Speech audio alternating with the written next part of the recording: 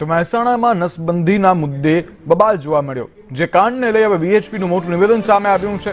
Mehsana VHP પ્રમુખ દિનેશ પટેલનું નિવેદન સામે આવ્યું છે। તેઓએ કહ્યું, વિધર્મી હેલ્થ વર્કરોએ ઇરાદાપૂર્વક આ કૃત્ય કર્યું છે। હિન્દુઓની જનસંખ્યા ઘટાડવાનું આ ષડયંત્ર છે। અત્યાર સુધી 4 હિન્દુ યુવકોને નસબંધી કરાઈ છે।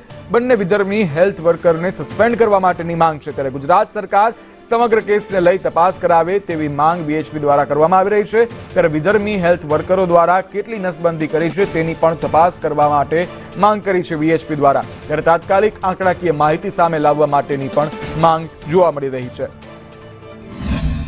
આ એક પ્રકારનું જિહાદી ષડયંત્ર હોય એવું લાગી રહ્યું છે।